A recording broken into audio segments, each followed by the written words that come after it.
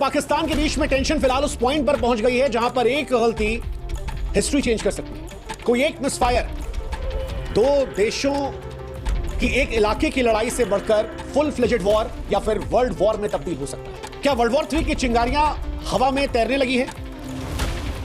भारत और पाकिस्तान का हर कदम अब केवल दो देशों की किस्मत को नहीं तय करेगा, बल्कि यह दुनिया की दशा दिशा को भी तय कर सकता है। और जिस तरह यह बढ़ रहा है, क्या वर्ल्ड वॉर हो जाएगा? क्योंकि अगर वर्ल्ड वॉर हुई तो फिर पूरे विश्व को युद्ध खत्म कर देगा। इतिहास गवाह है कि कई बार युद्ध एक छोटी सी गलती से शुरू हुए और फिर दुनिया बर्बाद कर। वियतनाम का युद्ध एक गोलीबारी से शुरू हुआ था। क्यूबा मिसाइल संकट अविश्वास से पनपा था। कोसोवो का नरसंहार असंवेदनशील सियासत से हुआ था। लेकिन भारत और पाकिस्तान जो पहलगाम से शुरू हुए थे, ऑपरेशन सिंदूर से आगे बढ़े, अब एक दूसरे के शहरों पर जब लगातार ड्रोन और मिसाइल से हमले कर रहे हैं और जो परमाणु शक्तियों से लैस है, क्या वो दुनिया को तीसरे विश्व युद्ध में धकेल रहे हैं? देखिए, अगर आप उन लोगों में से हैं जिन्हें ये युद्ध फैसिनेट कर रहा है, तो आपको बता दें कि युद्ध शुरू करना आसान है, रोकना नहीं। युद्ध का मजा सिर्फ उसे आता है जो दूर से देखता है। जो इसका हिस्सा बना है वो कभी युद्ध नहीं चाहता, ना वो सैनिक जो इसमें लड़ रहे हैं, ना उन सैनिक के परिवार वाले, ना वो जिन्होंने कभी इस युद्ध के दंश को सहा या करीब से देखा है। और भारत पाकिस्तान जो परमाणु शक्ति से लैस हैं, अगर उनके बीच में फुल फ्लेजेड वॉर हुई तो मानवता के पास दूसरा मौका नहीं बचेगा। यकीन मानिए, भारत और पाकिस्तान के बीच फुल फ्लेजेड वॉर हुई और अगर ये वर्ल्ड वॉर 3 में तब्दील हुई तो फिर क्या परिस्थिति होगी? आपको बता दें कि फिर मंजर वो होगा जो सुनकर भी शायद आपको डरा दे।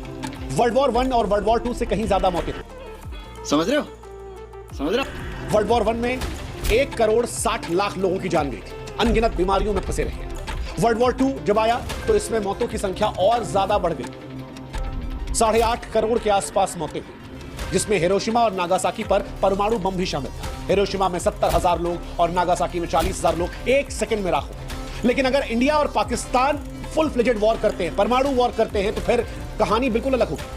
अगर ये दोनों देश अपने 50% हथियारों का भी इस्तेमाल करते हैं तो ये मान के चलिए 10 से 20 करोड़ लोग पहले घंटे में मर सकते हैं। उसकी वजह है, चाहे दिल्ली हो या कराची, इनकी आबादी घनी है। दिल्ली में 2.5 करोड़ से अधिक लोग हैं, कराची में 2 करोड़ से अधिक लोग हैं। आधुनिक हथियार इनके पास है जो 15 से लेकर 300 किलोटन की शक्ति रखते हैं। हिरोशिमा में 15 किलोटन का इस्तेमाल किया गया था और अब 300 किलोटन तक के हथियार हैं। आप सोचिए कितने गुना है। अब अगर हथियारों की ताकत बड़ी है तो तबाही का मंजर भी तो बड़ा होगा।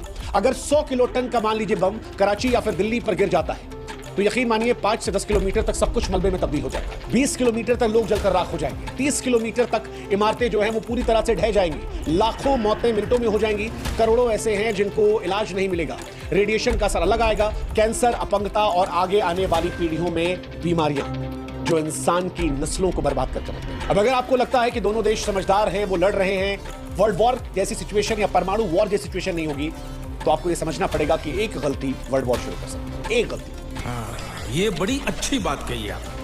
कोई भी युद्ध जानबूझकर शुरू नहीं करता, हालात बनते चले जाते हैं।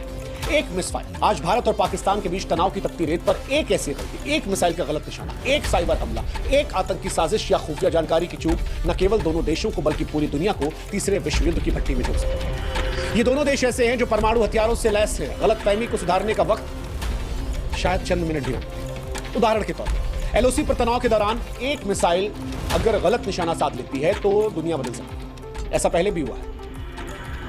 तकनीकी खराबी के चलते मिसाइलें इधर उधर गिरी हैं। उस वक्त बातचीत का दरवाजा खुला था, युद्ध नहीं चल रहा था, जैसे तैसे स्थिति संभाल ली गई। लेकिन आप कल्पना कीजिए कि दोनों देशों की तरफ से कोई एक मिसाइल किसी एक देश के रिहायशी इलाके में ले जाए। अगला देश क्या करे? वो पलटवार करे, उससे बड़ा, उसके बाद अगला बड़ा वार। शायद इसी आवेश में कोई परमाणु शक्ति कर सकता है। ये खतरनाक हो सकता है। अगर भारत की अग्नि 5 जो 5000 किलोमीटर रेंज या पाकिस्तान की शाहीन 3 जो 2700 किलोमीटर रेंज गलती से इधर उधर चली आती है तो दूसरा हमला करेगा। आज भारत नो फर्स्ट यूज पॉलिसी का इस्तेमाल करता है, लेकिन अगर गलतफहमी इस लेवल पे जाती है तो शायद जवाब खतरनाक होगा। मिसाइलें हवा में होंगी। दिल्ली, मुंबई, कराची, इस्लामाबाद जैसे शहर मिनटों में मलबे में तब्दील हो सकते हैं। मौजूदा दौर में अगर कहीं कोई आतंकवाद हो जाता है तो यह भी विश्व युद्ध की तरफ धकेल सकता है। 2008 में मुंबई हमलों ने भारत को हिलाया था। 2019 के पुलवामा हमले ने बालाकोट हवाई हमले को जख्म दिया था। पहलगाम में जो कुछ हुआ उसके बाद भारत ने ऑपरेशन सिंदूर चला दिया। आप कल्पना कीजिए कि अगर कहीं कोई आतंकवादी हमला होता है तो उसका जवाब भारत सीधे सीधे से पाकिस्तान की साजिश मानेगा, जवाबी कार्रवाई होगी। सच्चाई कुछ भी हो, वो युद्ध के बीच में दब जाएगी और उसके बाद दुनिया विश्व युद्ध की आग में जा सकती है। भारत और पाकिस्तान के बीच संयुक्त रूप से सैकड़ों हथियार। भारत के पास अनुमानित 180 हथियार हैं परमाणु के। पाकिस्तान के पास भी 170 के आसपास है और दोनों की मिसाइलें, चाहे भारत की अग्नि या पाकिस्तानी गजनवी, मिनटों में एक दूसरे के शहरों को राख कर सकती है। यकीन मानिए, दिल्ली से इस्लामाबाद, कराची से लेकर मुंबई, अगर ये मिसाइलें चलती हैं तो कोई नहीं बचेगा। सबसे डरावनी बात यह है कि ये दोनों देश इमोशनली ड्रिवन है, भावनाओं का ज्वार चरम पर है। दोनों देशों के बीच, संकट के बीच संचार के चैनल बहुत कमजोर है, बहुत कमजोर है। और तनाव पर ये कितने कारगर होंगे इसकी कल्पना हम और आप कर सकते हैं। 2019 में बालाकोट हमले के बाद दोनों देशों के बीच संवाद लगभग टूट गया था। अगर कोई गलती से मिसाइल इधर उधर गई तो गलतफहमी दूर करने के शायद 10 मिनट भी ना मिले। और परमाणु युद्ध में 10 मिनट क्या होता है वो आप कल्पना भी नहीं कर सकते। ये ऐसा युद्ध होता है जिसमें 10 सेकंड में खेल सकते हैं। अगर विश्व युद्ध होता है तो कौन किस तरफ जाएगा, क्या गठबंधन बन सकता है? भारत के पास अमेरिका का साथ होगा, नाटो का साथ होगा जिसमें ब्रिटेन, फ्रांस, जर्मनी जैसे देश आ सकते हैं। इजराइल भारत का पक्का दोस्त है। जापान, ऑस्ट्रेलिया भी साथ आ सकते हैं। भारत की रणनीतिक स्थिति, आर्थिक ताकत मजबूत होगी। पाकिस्तान का साथ चाइना दे सकता है, उत्तर कोरिया दे सकता है, टर्की उसके साथ जाएगा, ईरान उसके साथ होंगे। कुछ इस्लामिक देश जो हैं वो भी इसके साथ रहेंगे। कुछ देश ऐसे हैं जो दोनों साइड से रहेंगे, जैसे दक्षिण अफ्रीकी देश, अमेरिकी देश, ये हो सकते हैं। रूस पाकिस्तान के साथ इस बीच में क्लोज हुआ है, लेकिन भारत के साथ उसके संबंध दशकों पुराने हैं। ऐसे में रूस भी भारत की तरफ रहेगा। अब सवाल यह कि जिस विश्व युद्ध की हम बात कर रहे हैं, विश्व युद्ध 1 और विश्व युद्ध 2, ये शुरू कैसे हुए थे? इनकी शुरुआत को समझना जरूरी है अगर इनसे हम बचना चाहते हैं। खासतौर पर भारत और पाकिस्तान के संदर्भ में समझना बहुत जरूरी है, क्योंकि यहां पर एक छोटी सी गलती इसकी आशंका पैदा कर सकती है। फर्स्ट वर्ल्ड वॉर और सेकंड वर्ल्ड वॉर इतिहास के सबसे विनाशकारी संघर्ष थे। दोनों की शुरुआत छोटी छोटी चिंकारियों से हुई थी। जैसे फर्स्ट वर्ल्ड वॉर 1914 से 1918 तक गया था। ऑस्ट्रिया हंगरी के आर्क ड्यूक फ्रांस की हत्या ने यूरोप में तनाव भड़का दिया था और इसी के बाद इसे विश्व युद्ध की चिंगारी में बदलते देखा गया। नतीजा जैसा हमने बताया, 1.5 करोड़ से अधिक लोगों की मौत। सेकेंड वर्ल्ड वॉर, हिटलर के विस्तारवादी नीतियां, पोलैंड पर जर्मनी का हमला और उसके बाद ये विश्व युद्ध में तब्दील हुई। 7 से 8 करोड़ लोगों की मौत।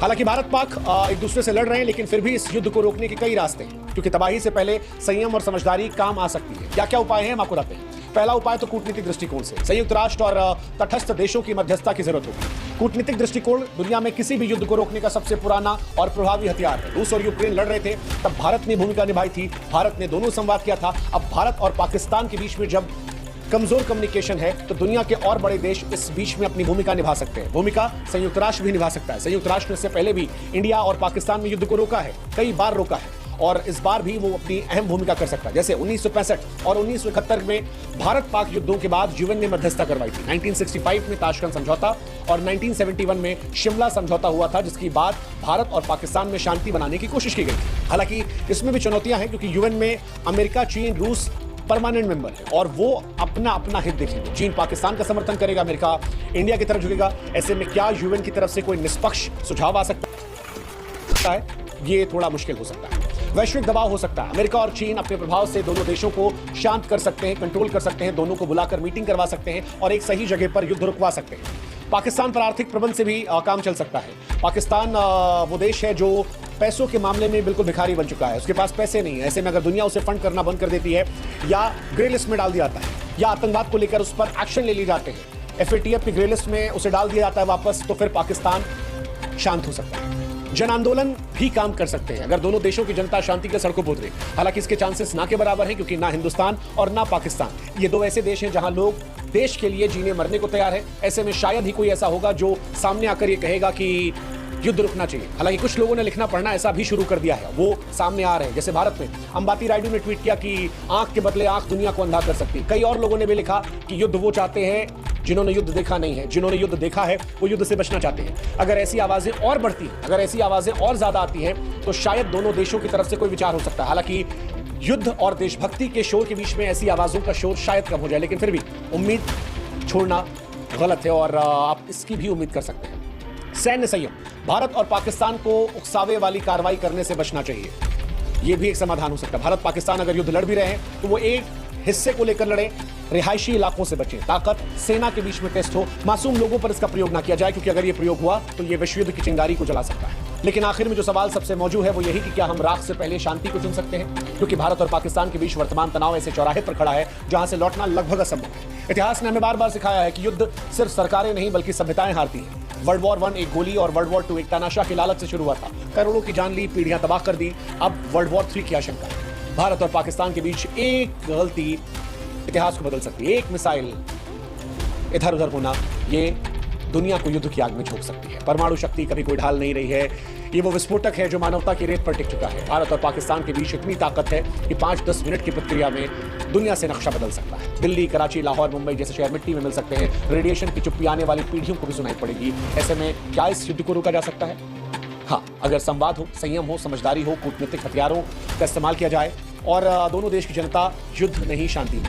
अगर भारत और पाकिस्तान ये समझें कि दुश्मन एक दूसरे के भीतर नहीं बल्कि अविश्वास और कट्टर सोच के भीतर है। अगर पाकिस्तान आतंकवाद को खत्म कर दे तो हिंदुस्तान उसके साथ शांति समझौता कर ले, क्योंकि अगर ये शांति समझौता नहीं होता है और इस बार कोई गलती होती है तो शायद गलती की कोई गुंजाइश नहीं होगी, क्योंकि इस बार युद्ध शुरू हुआ तो कोई विजेता नहीं बचेगा, सिर्फ बचेंगी तो राख राख राख। इसलिए वक्त है इतिहास से सीखने का, क्योंकि अगर नहीं सीखे तो हिंदुस्तान पाकिस्तान ही नहीं एशिया और पूरी दुनिया से आ जाएगी। हमें तय करना है। दोस्तों नमस्कार, वीडियो पसंद आया हो तो लाइक और शेयर करें। ऐसी न्यूज़ देखने के लिए हमारे YouTube चैनल को सब्सक्राइब जरूर करें। धन्यवाद।